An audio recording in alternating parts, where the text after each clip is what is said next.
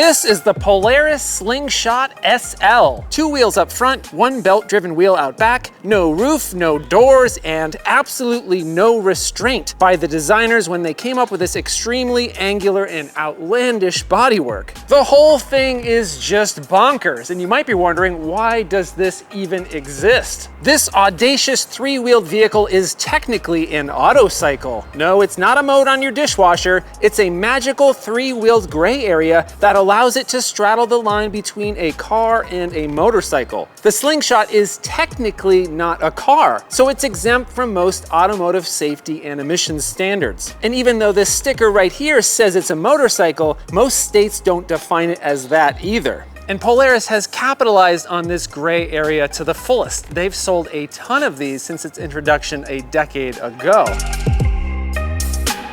Now, I previously reviewed the performance-oriented Slingshot R, and that was the first time I'd ever driven one of these unusual vehicles. Now that I've spent a fair amount of time behind the wheel of several Slingshots, I think I finally understand why people love them and why some people hate them. So today, let's talk about it. Let's cruise around Los Angeles, see some iconic landmarks and unique neighborhoods, and experience the completely unconventional driving experience that this Slingshot provides.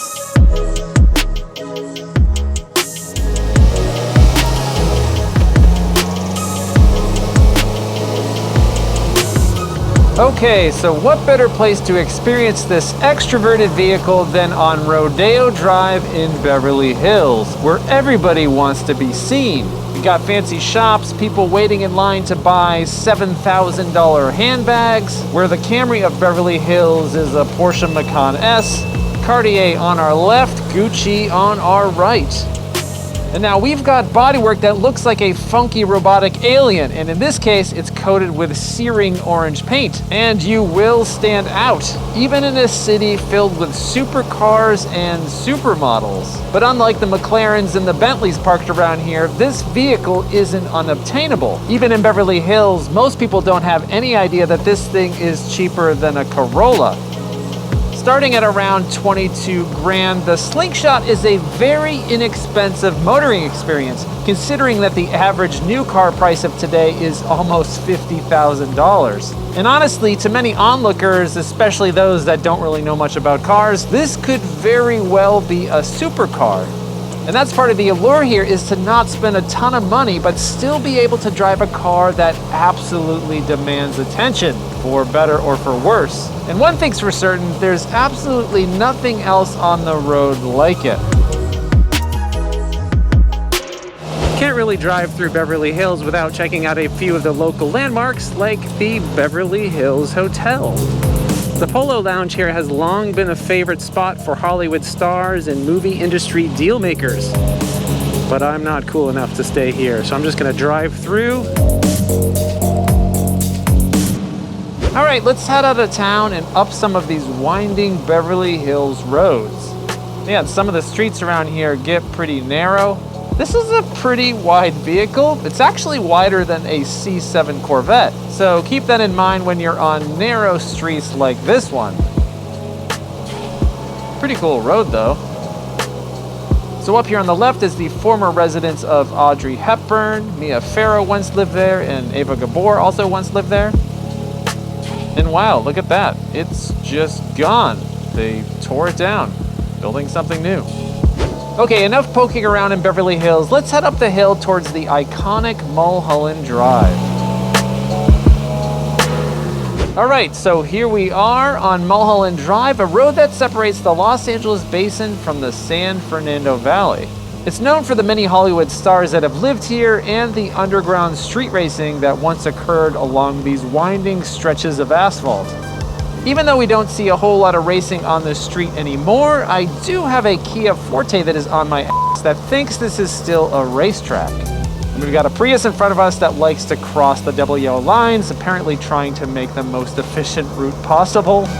So yeah, you do still see a fair amount of idiotic behavior on this road.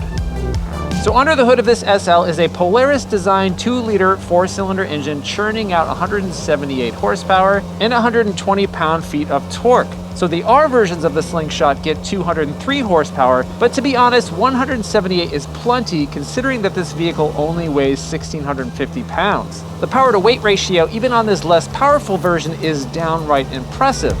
The R version can get to 60 miles per hour in under 5 seconds, and this SL version can do it in like 6.5, so that's plenty quick. So in terms of handling, the reality is that 3 wheels are never going to be as good as 4, but that's not to say you can't have some fun in this thing, especially if you like sliding the rear end, because with that limited traction out back, it's pretty easy to do that. But it's just all about going in with the right expectations. The brakes aren't the most confidence-inspiring, and this won't handle like a Miata. If you just treat it more like a cruiser instead of a canyon carver, you'll likely find a lot of enjoyment here. One thing that I do really like is this manual gearbox. It has a really excellent feel, but it seems like a good deal of Slingshot buyers just opt for the automatic. All right, let's head down the hill through Hollywood and make our way towards downtown Los Angeles. Oh, I love having no roof. I don't even really like convertibles, but this is awesome. All right, so now we're on Coldwater Canyon Boulevard, and this is the perfect road to sort of showcase maybe some of the issues with having just 3 wheels. Now, this is a very rough road even for a car with 4 wheels, and now when you have 3 wheels, there's pretty much no way you can avoid bumps or obstacles or potholes. You're either gonna hit them with your front wheel or you're going to hit them with your rear. Oh, that was a big bump. That kind of hurt. But it's okay, being bounced around a little bit, it's all part of the fun of a Slingshot. All right, let's make our way east on Sunset Boulevard, heading on towards Hollywood in very, very slow traffic. Thank you, Los Angeles. I guess I have to remember, I'm not in traffic, I am traffic. Up here on the left is the world famous Rainbow Bar and Grill. I don't know if it's world famous, but it's Hollywood famous. Apparently Lemmy from Motorhead liked to frequent that place, among other stars, back in the 70s, 80s, and 90s. And up here on the left is the Whiskey A Go-Go. It was known as a popular place for rock bands to play back in the 80s, but ever since like the 90s, it's really kind of more of a place where local bands play and beg their friends to come and see them. I actually played the Whiskey once, and I did the same thing. I think I got like 12 people to show up. Oh, we gotta stop up here. This is the Rock and Roll Ralph's. I forgot this was over here. Let's make a quick stop. So Rock and Roll Ralph's, it's basically just a run-of-the-mill supermarket, but the legend of this market extends back to the 80s Sunset Strip era, where this area was filled with hard rock clubs and bands with big hair, and countless musicians who thought they were the next big thing spent their last $20 on beer here just before closing time. Now, when you're driving around in this thing, you should probably regularly remind yourself that this is indeed not a car.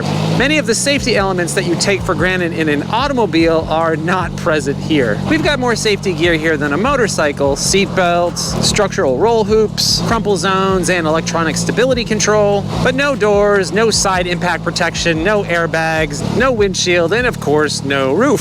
So I'd recommend you driving it just like you would a motorcycle. Be hyper aware of your surroundings. All right, so I thought I'd make a quick pass through Hollywood Boulevard. Lots of traffic, lots of tourists, and up here is the Mann's Chinese Theater. But this road is kind of a cluster. There's always traffic. There's tons of tourists, tons of pedestrians.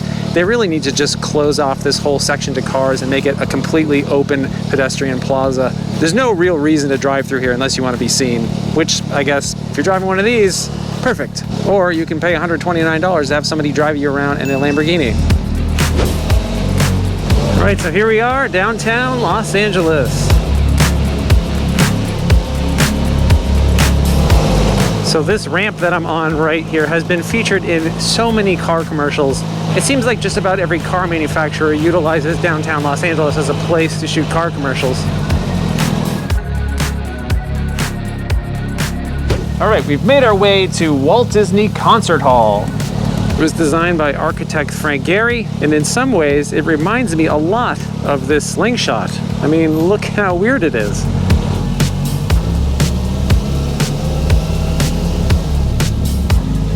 All right, let's see if we can find a parking garage for a bit and check out the interior of this Slingshot.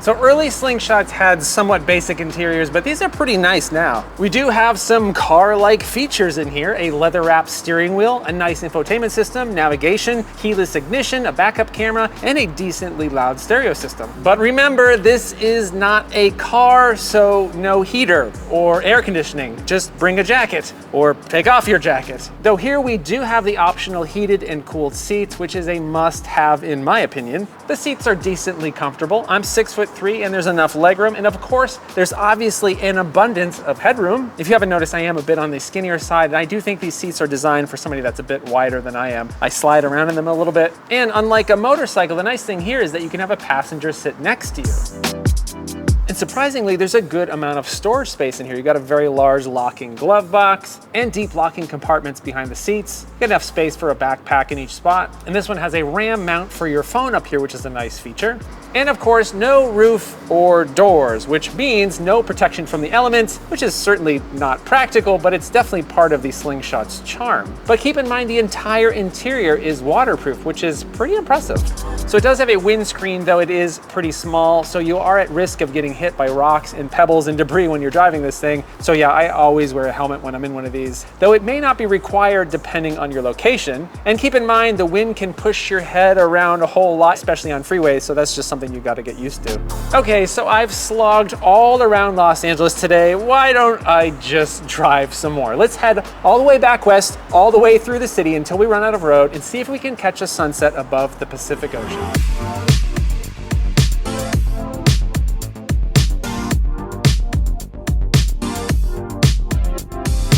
All right, so we've made it to Point Doomsday Beach, which is in Malibu, just north of Santa Monica.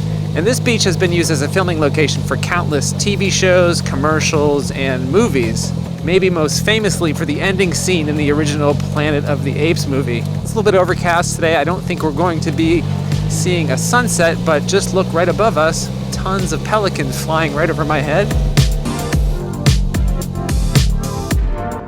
Before I ever drove a Slingshot, I often wondered what was the point of this weird car-motorcycle mashup. There are design compromises here that make it technically worse than a car and a motorcycle. But those same compromises are what enables this machine to provide such a completely unique motoring experience. Couple that with the insanely over-the-top looks, it's unlike anything else on the road. It's in a category of one. And I think that's the key. You want a Slingshot because you want to be seen in something that's unlike anything else on the road. The Slingshot does really provide a singular driving experience that can't quite be replicated with any other type of vehicle. While the looks are maybe a bit much for my subdued taste, I can really understand why some people love this thing so much. I appreciate the connection to the outdoors, to the sky, to the clouds, to the wind, to all the sounds, the moving pavement off to your side. Everything makes it such a stimulating experience. There really is a sense of occasion and purpose anytime you set out in a Slingshot. There's no question in my mind that every driving experience with this vehicle is going to be memorable. What do you think? Have you ever driven a Slingshot before? Would you consider buying one? Let me know in the comments below. If you like this video and you want to see more like it, please consider subscribing and hitting that bell icon. If you'd like to help support this channel, please consider buying a Hello Road t-shirt at helloroad.tv/shop. Thanks so much for watching. I hope you're well, and I'll see you soon. A seagull just pooped on the Slingshot. I forget what comedian it was, but there was some comedian that I heard recently was talking about, we're actually really fortunate that all bird poop is diarrhea. Could you imagine if it was just like these rock hard things falling from the sky? It would be problematic, especially while driving one of these things with no roof. Off to our left, a wild Aztec appears. I love it. I will say, it's not that great getting stuck behind a porta potty cleaning truck in a Slingshot. That does not smell very good. So there's another one. Why are there so many?